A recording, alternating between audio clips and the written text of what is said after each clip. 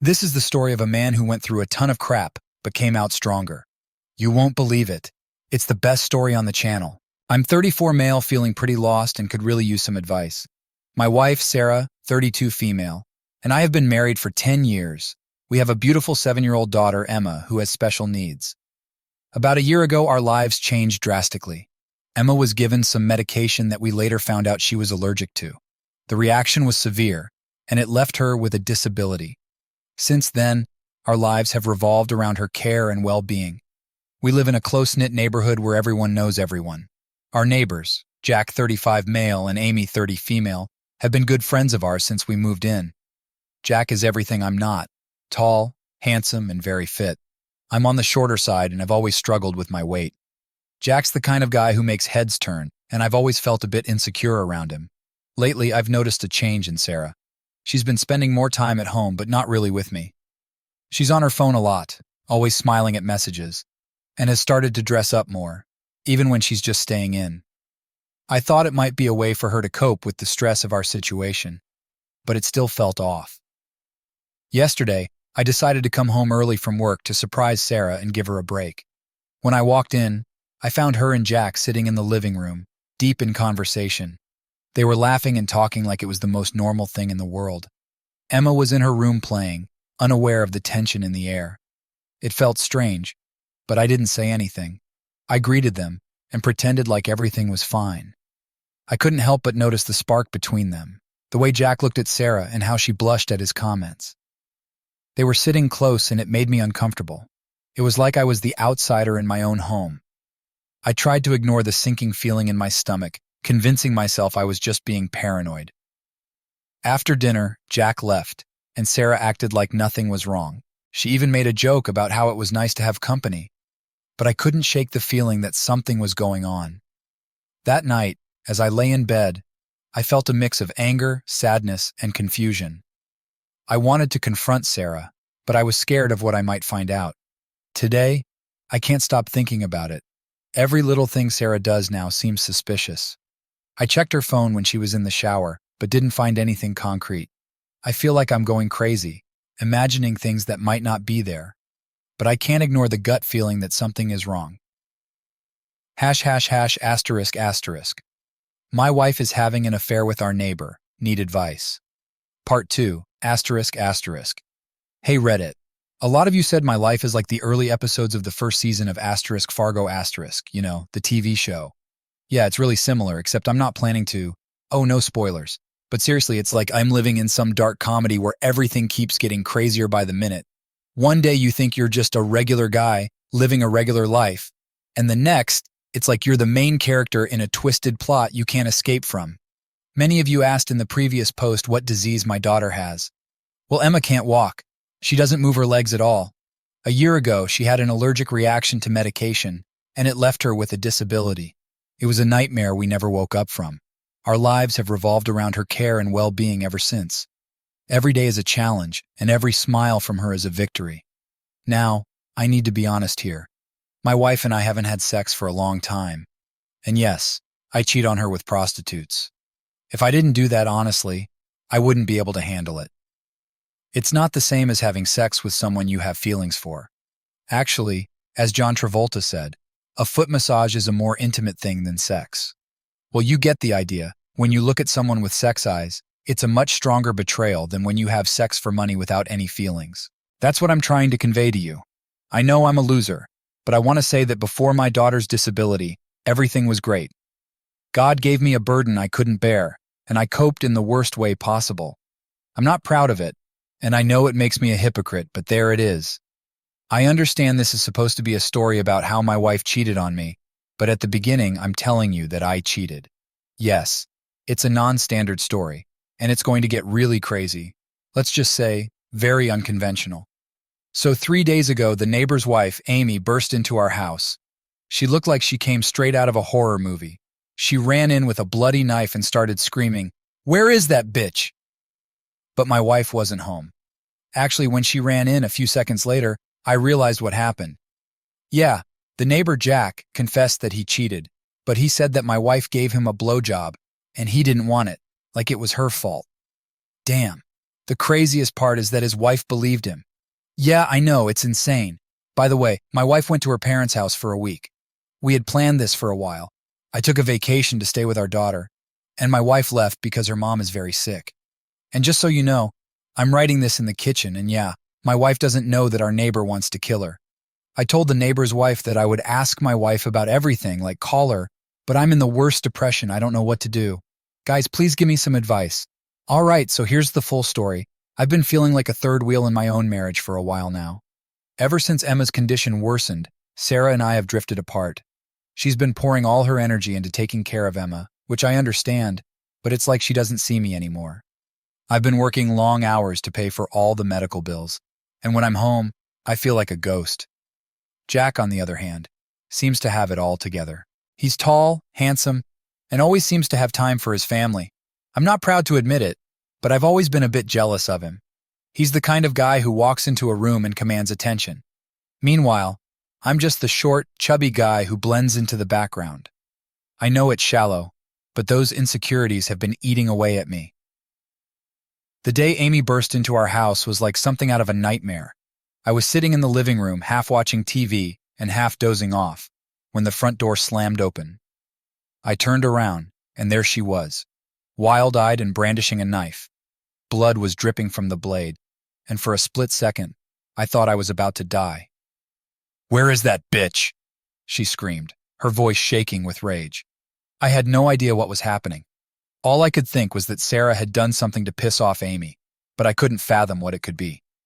Whoa, calm down," I shouted, trying to keep my voice steady. "Sarah's not here. What the hell is going on?" Amy glared at me, her chest heaving. "Your wife and my husband. They've been… She couldn't even finish the sentence. That's when it hit me. Jack had confessed to her, but he'd twisted the story to make it sound like Sarah had seduced him. "Amy, put the knife down," I said, trying to sound as calm as possible. "Let's talk about this." She looked at me like I was crazy. "Talk? You want to talk? My husband just told me he cheated on me with your wife, and you want to talk?" I took a deep breath. "I understand you're upset, but threatening people with a knife isn't going to solve anything. Let's sit down and figure this out." Slowly, she lowered the knife and collapsed onto the couch, sobbing. I sat down next to her, feeling completely out of my depth. How do you console someone when you're just as betrayed as they are? "Amy, I had no idea," I said quietly. "I'm just as shocked as you are. I need to talk to Sarah." She looked up at me, tears streaming down her face. "Why? So you can cover for her? So you can come up with some story to protect her?" "No," I said, shaking my head. "I need to know the truth. And if she did this, I don't know what I'll do." Amy stayed for a while, calming down bit by bit. I told her I'd call Sarah and get to the bottom of this, and she eventually left, still clutching the knife but no longer brandishing it like she was ready to use it. As soon as she was gone, I collapsed back onto the couch, feeling completely drained. That night I barely slept. I kept replaying the day's events in my mind, trying to make sense of everything. I kept asking myself how things had gotten this bad, and what I could have done differently. But no matter how much I turned it over in my mind, I couldn't come up with any answers. The next day, I called Sarah. I didn't tell her about Amy or the knife. I just asked her how her mom was doing and made small talk, trying to gauge her mood. She sounded normal, like nothing was wrong. It made me sick to my stomach. "Sarah, we need to talk when you get back," I finally said. "Is everything okay?" she asked, sounding genuinely concerned. "No," I said, "but we'll talk when you get back. Focus on your mom right now." Since then, I've been in a haze of depression and confusion. I don't know what to do or how to confront Sarah about this. Part of me wants to believe it's all a misunderstanding. But deep down, I know that's not true. And now with Amy's outburst, I'm terrified of what might happen next. I know I'm not blameless in all this. My cheating with prostitutes is something I've kept hidden, and it's eating me up inside. But I never expected this kind of betrayal from Sarah, especially not with our neighbor. So here I am, writing this in my kitchen, while Emma plays in the next room. My wife doesn't know that our neighbor wants to kill her, and I'm too scared and depressed to do anything about it. I feel like my life is spiraling out of control and I don't know how to stop it. Guys, please, I need your advice. How do I confront Sarah? How do I handle this situation without making things worse, especially for Emma's sake? Any help or guidance would be greatly appreciated. Thanks for listening. ******. My wife is having an affair with our neighbor. Need advice. Part 3, *****. Hey Reddit. So here's the new part of my dark drama. Thanks for sticking with me through this craziness. I can't believe I'm living it, let alone writing about it. At the end of the previous week, I was lost in my thoughts thinking about what to do, and I realized, let me tell you a bit about my wife, Sarah. Sarah doesn't work. She spends a lot of money on herself, always buying new clothes, getting her hair done, and going to fancy restaurants with her friends. I used to think she deserved it, given everything we've been through with Emma. But looking back, I see it now. She was living her life like she didn't have a care in the world, while I was drowning in responsibilities. Yes, I am a man. But when you are in a relationship and one side is trying to get out of this mess, the other side should at least support them. But no, there was no support from her, and it's sad that I only just realized it. I was the one working late nights, paying for everything, and trying to make ends meet. She would come home from a day of shopping or lunching with friends and barely acknowledge the effort I was putting in. It's like I was a background character in her life, just there to fund her lifestyle. Since I was the one who started cheating first, I decided that I wouldn't humiliate her or anything like that. No, I will just take my princess, my daughter, away from her and finally take back my money. I won't give her even $1 anymore. It's not about revenge. It's about reclaiming my life and making sure Emma has a stable, loving environment. When Sarah came back from her parents' house, I knew I had to confront her. I was nervous, but I had made up my mind. I told her, I know you gave the neighbor a blowjob. Either you leave now, or I will leave. But then I will take everything from you. I will hire the best lawyer. And then it started. She began to scream and then hit me. She scratched my face several times with her nails like a cat. I thought she would scratch me all over. It really hurt. My mom taught me not to hit girls, so I just pushed her away. And somehow a big scratch appeared above her eyebrow, and blood started to pour out. It was horrible. Blood, sweat, and tears, really. It was a chaotic scene, and I felt like I was trapped in a nightmare. Sarah was screaming incoherently, calling me all sorts of names, accusing me of ruining her life. I could barely get a word in. The sight of her blood made me feel sick, but I knew I had to stay strong for Emma. I couldn't let Sarah manipulate me into feeling guilty for what was ultimately her betrayal. So without my things, I left with my daughter and rented an apartment in the city. It was a spur-of-the-moment decision, but I knew it was the right one. I couldn't stay in that toxic environment any longer, and I needed to give Emma some stability. We spent the best days together in recent times with my daughter. It was simply wonderful. I got so much joy. We went to Disneyland and it was amazing. Plus, I turned off my phone and no one bothered me. Just me, the car, the road, and my princess. It was like a weight had been lifted off my shoulders and I could finally breathe again. Emma's laughter and smiles were the best medicine I could ask for. Oh yes, I forgot to mention, my daughter finally started to walk. It's very hard, but she takes a few steps. It's a miracle, really. Seeing her take those first steps filled me with so much pride and hope.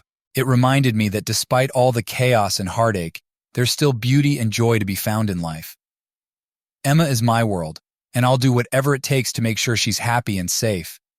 I know I haven't been the best husband, and I'm far from perfect.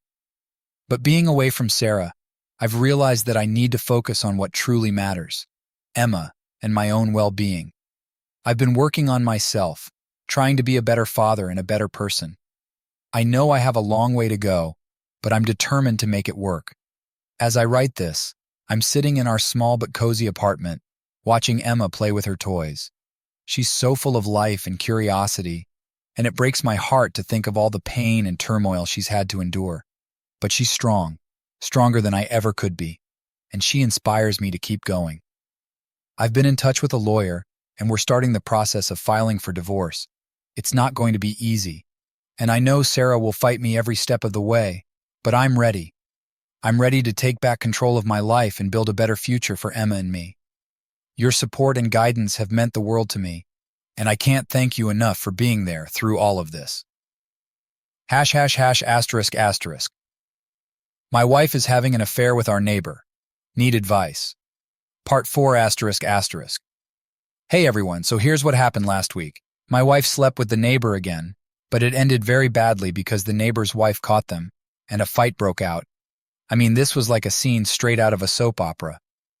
Amy, the neighbor's wife, came home unexpectedly and found them together. She went ballistic. Words were exchanged and then fists.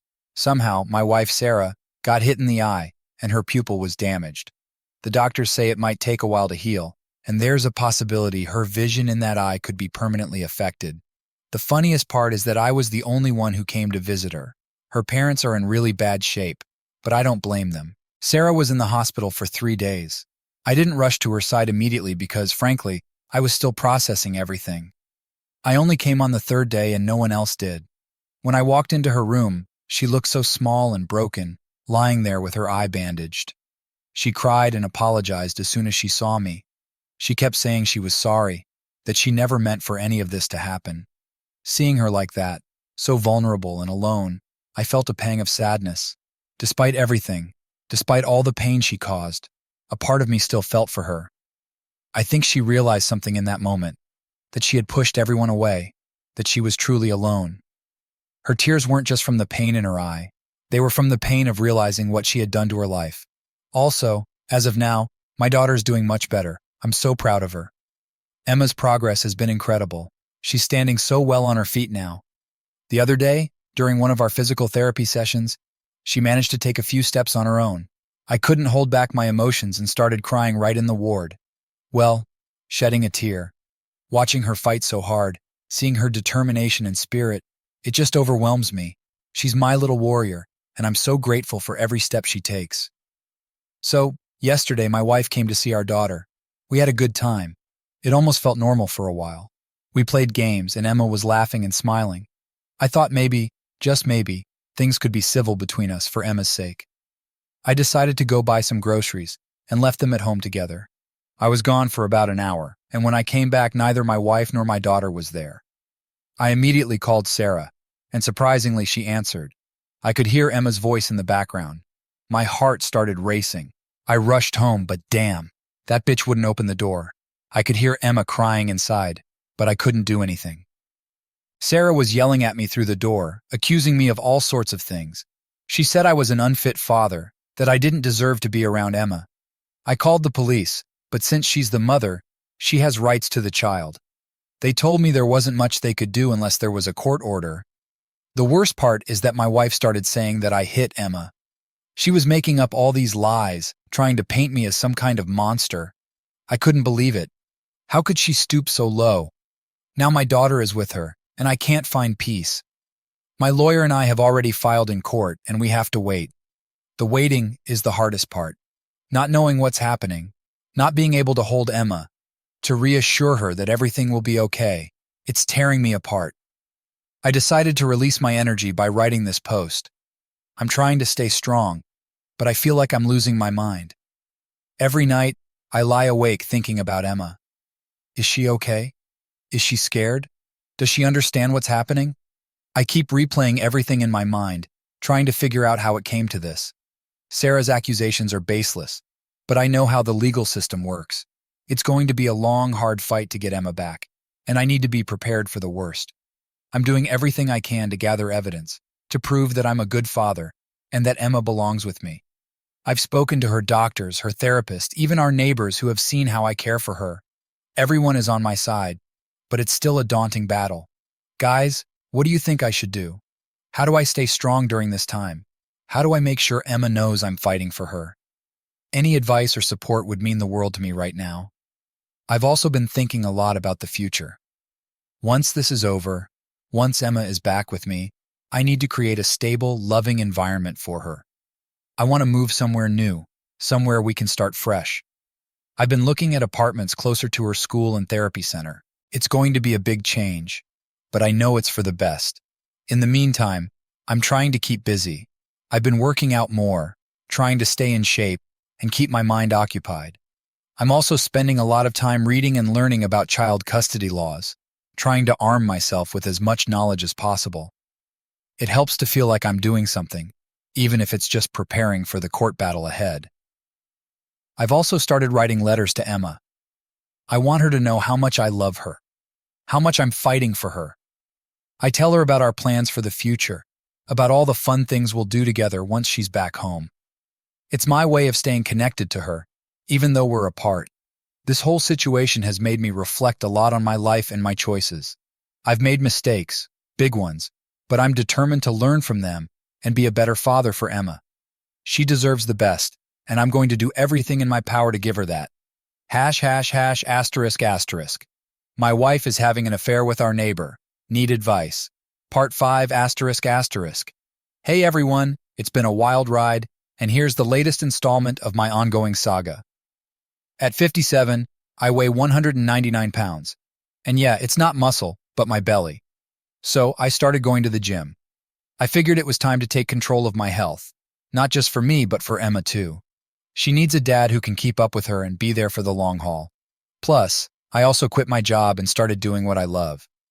I'll keep that a secret for now, but let's just say it's something that brings me a lot of joy and peace. Oh, and if you're wondering, all the names are made up. These aren't real names.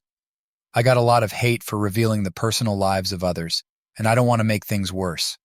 I also quit smoking, even though I've been smoking for 11 years. It was really tough, considering the stress I'm under right now, but I did it. For my daughter's sake, I will never touch a cigarette again. I had my last cigarette a month ago, and every time I crave one, I just think of Emma's smile. That makes it easier to resist. As you know, my wife never worked. Her parents are very old and sick, and they're constantly undergoing treatment. Their relationship was never like a healthy family's. So, yeah, her parents won't give her any money, and I'm not giving her any either. And what do you think happened? She started selling everything in the house. I mean, literally everything. When I found out, I was furious. When I arrived, oh my God, a conflict broke out, and all the neighbors saw it. I felt so bad. She started smashing my things on the asphalt. It was the strangest conflict. Honestly, I wanted to hit her so badly you can't imagine. She was out of control, yelling and throwing things. The neighbors were just standing there, watching the whole spectacle. I tried to take all my things, but damn, she managed to destroy something very important to me. She smashed the photo album with all the pictures of Emma's early years. That album meant the world to me, and seeing it in pieces was like a punch to the gut. After that, I left. I didn't even see my daughter because I was afraid she would start hitting the car. After this incident, I realized I couldn't keep it all inside anymore, and I started seeing a therapist. I have to say, I was lucky to meet some very smart and talented therapists. I went to 3 therapists, and only the 4th one helped me. I was really able to let it all go with him. It felt like a weight was lifted off my shoulders. I finally had someone who understood, who could help me navigate through this mess. Now, I'm focusing a lot on myself, my mental health, and my physical health. Honestly, I've become a different person. I also started boxing, as the motivators from Instagram Reels would say, to become more confident in myself, and it really helps. Hitting that bag is a great way to release all the pent-up anger and frustration. It's therapeutic in a way I never expected. Getting in shape has been a challenge, but it's one I'm taking seriously. I've been hitting the gym 5 times a week, working with a trainer who's helping me turn that belly into something less embarrassing. It's not just about looking better, it's about feeling better. The more I exercise, the more I feel like I'm reclaiming control over my life. The new job, the one I love, it's been a game changer. I won't go into details, but let's just say it's something creative, something that lets me express myself and escape from reality for a bit. It's something I've always wanted to do, and now I finally have the chance. It's not easy, and the pay isn't great, but the fulfillment I get from it is worth more than any paycheck. Emma is my biggest motivation. She's been doing so well, making strides that none of us thought possible. Seeing her standing, taking those tentative steps, it brings tears to my eyes. She's a fighter, and she inspires me to be better. Every day I wake up and remind myself that I need to be the best version of myself for her. But back to the drama. After Sarah started selling everything in the house, I knew I had to take action. I contacted my lawyer, and we filed for an emergency custody hearing. I couldn't let Emma stay in that environment, with her mother losing her mind and selling off everything we owned. It's been a whirlwind of legal battles, but I'm determined to fight for my daughter's safety and well-being. When Sarah found out about the court filing, she went ballistic again.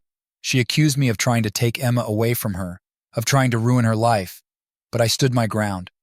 I told her that Emma's safety and happiness were my top priorities and that I wouldn't back down. In the meantime, I've been trying to maintain as much normalcy as possible for Emma. We go to her therapy sessions, we play games, we read books. I've been cooking more, trying to make healthy meals for both of us. It's a way to show Emma that even in the midst of chaos, there's stability and love. I've also been more involved in Emma's schooling. I've met with her teachers, discussed her progress, and made sure she's getting the support she needs. It's been a lot of work, but it's worth it. Seeing her thrive, even with everything that's going on, makes me proud. Guys, what do you think I should do next? How do I keep my sanity while dealing with all this? How do I ensure Emma's safety and happiness during this turbulent time? Your advice and support have been invaluable, and I appreciate every comment and message. I'm trying to stay strong, but some days it feels like I'm barely holding on. Writing these posts helps, though. It's like talking to a friend, even if that friend is a bunch of strangers on the internet. You've all been there for me, and I can't thank you enough. I'll keep you updated on what happens next. For now, I'm focusing on staying strong, staying healthy, and being the best dad I can be for Emma. ###**. My wife is having an affair with our neighbor. Need advice. Part 6 ***. Hey everyone, here's the next part of my roller coaster of a life. Things reached a boiling point between Sarah and me. We had a long and emotional conflict that I never saw coming. I came over to pick up Emma for the weekend. Sarah and I had agreed to try to keep things civil for Emma's sake, but as soon as I walked in, I could feel the tension in the air. "Where do you think you're going?" Sarah snapped as I headed to Emma's room. "I'm picking up our daughter just like we agreed," I replied, trying to keep my voice calm. "You think you can just waltz in here and take her, after everything you've done?" Her eyes were blazing with anger. "Everything I've done? Sarah, you're the one who's been lying and cheating." She stepped closer, her face inches from mine. "I'm not the one who left my family. I'm not the one who abandoned my daughter." "I didn't abandon her. I left because you were out of control. You were selling everything we owned, for God's sake." Her voice rose to a shrill pitch. "I had no choice. You cut me off. You left us with nothing."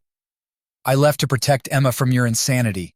Sarah's hand shot out and she slapped me hard across the face. The sting was sharp and immediate, but it was the look in her eyes that hurt the most. She was lost, consumed by her rage and desperation. I took a deep breath, trying to steady myself. "We can't keep doing this, Sarah. It's not good for Emma." Tears welled up in her eyes. "I love her too, you know. She's my daughter." "I know, but this isn't about us anymore. It's about what's best for her." There was a long silence between us. Finally, Sarah turned away, her shoulders shaking with sobs. I wanted to comfort her, but I knew it was too late for that. I went to Emma's room, packed her things, and left as quietly as I could. The day before the court, my parents and a few close friends came over to support me. We sat in the living room, surrounded by boxes and remnants of a life that had fallen apart. My mom made tea, a comforting ritual from my childhood. My dad patted my shoulder, his silent way of showing support. "You're doing the right thing," my dad said, his voice steady. "I know, but it doesn't make it any easier," I replied, staring into my tea. My best friend Mark chimed in. "We're all here for you, man. Whatever happens tomorrow, you've got us." My mom nodded, her eyes filled with unshed tears. "Emma needs you to be strong." I spent the rest of the evening with them, talking, reminiscing, and trying to distract myself from the looming court date. Their presence was a balm to my nerves, and for a few hours, I felt like everything might just be okay. An hour before the court, I was a bundle of nerves. I sat in my lawyer's office going over the details of our case for the 100th time. My lawyer, a sharp and experienced woman named Lisa, was calm and confident. "We've got this," she said, looking me straight in the eye. "You're a good father, and the evidence is on our side." I nodded, trying to take comfort in her words. My heart was pounding, and my hands were clammy. I kept thinking about Emma, about how much was riding on this. "Just tell the truth," Lisa added. "The judge will see who's really looking out for Emma's best interests." The beginning of the court was tense. Sarah and I sat on opposite sides of the room, not looking at each other. The judge, a stern-looking woman in her 50s, entered, and the proceedings began. Both lawyers presented their cases, with Lisa detailing my efforts to provide a stable environment for Emma, and Sarah's lawyer trying to paint me as an absentee father who abandoned his family. When it was my turn to speak, I stood up, my legs shaking slightly. I talked about Emma, about the progress she'd made, and about how much she meant to me. I described the chaotic environment at Sarah's place, the selling of our belongings, and the violent outbursts. I'm not perfect, I admitted, my voice cracking. But everything I do for my daughter. She deserves a stable, loving home, and I can give her that. The judge listened intently, her expression unreadable. When Sarah took the stand, she was a mess of emotions, crying and pleading with the judge to let her keep Emma. It was heartbreaking to watch, but I knew I had to stay focused. The result was in my favor. The judge ruled that Emma would live with me, citing the need for a stable environment. Sarah was granted visitation rights, but the primary custody was mine. I felt a mixture of relief and sorrow as the ruling was read. I had won, but it felt like a hollow victory. After the court ruling, another conflict erupted between Sarah and me. She cornered me in the hallway outside the courtroom, her face twisted with rage. "You think you've won, don't you?" she hissed. "You've taken everything from me." "Sarah, this isn't about winning or losing. It's about what's best for Emma." "You've ruined my life," she was shouting now, drawing the attention of everyone around us. "You'll pay for this, I swear." I wanted to respond, to defend myself, but I knew it was pointless. Her anger was blinding her to everything else. I turned and walked away, feeling the weight of her words but determined not to let them drag me down. P.S. The result of all this has been transformative for me. I've become more masculine, more confident. I've quit my bad habits, including smoking and overeating. I've been hitting the gym regularly, and I've taken up boxing, which has been incredibly therapeutic. People have started to notice the change in me, saying I look younger, more vibrant. ###***. My wife is having an affair with our neighbor. Need advice. Part 7 ****.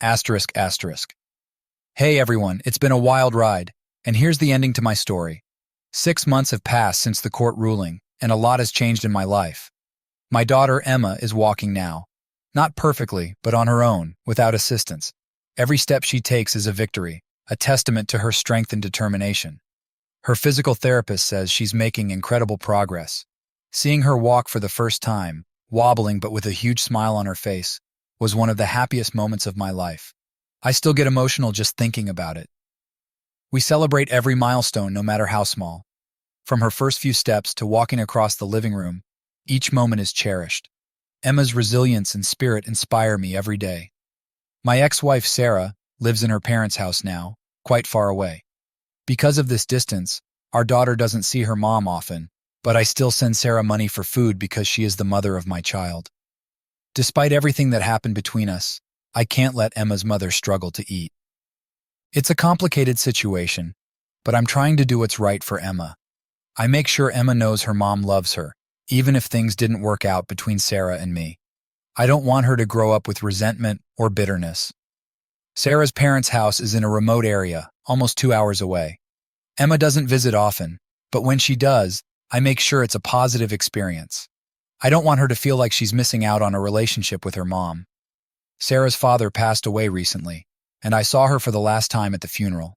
It was a somber occasion, and seeing Sarah so broken made me realize how much we've all lost. We stood on opposite sides of the room, not exchanging words but acknowledging each other's presence. It was strange, almost surreal, to see her in that vulnerable state. I felt a pang of sadness, not for our lost relationship, but for the time and happiness we can never get back. Life has a way of forcing you to confront your mistakes, and that day was a harsh reminder.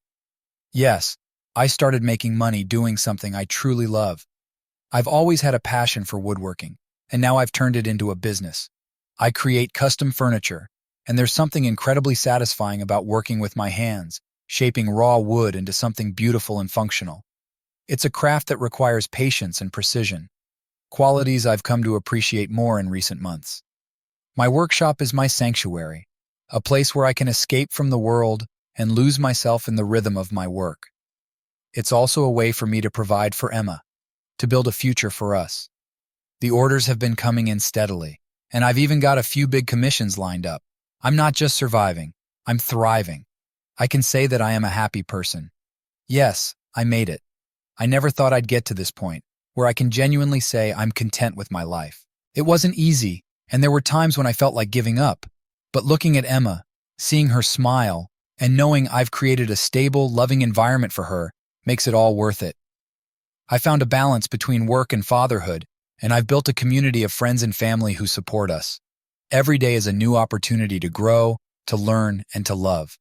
The darkness of the past has given way to a bright, hopeful future, and I embrace it with open arms.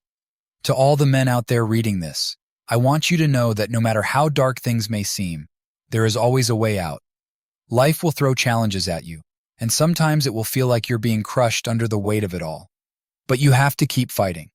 Find something you love, something that gives you purpose, and pour your heart into it. Take care of your health, both physical and mental. Seek help when you need it, and don't be ashamed to admit when you're struggling. Being a man isn't about never showing weakness. It's about facing your demons head-on and coming out stronger on the other side. It's about taking responsibility for your actions, owning your mistakes, and striving to be better every day. It's about being there for your loved ones, providing support and stability, and showing them that you can weather any storm. Thanks for listening, everyone.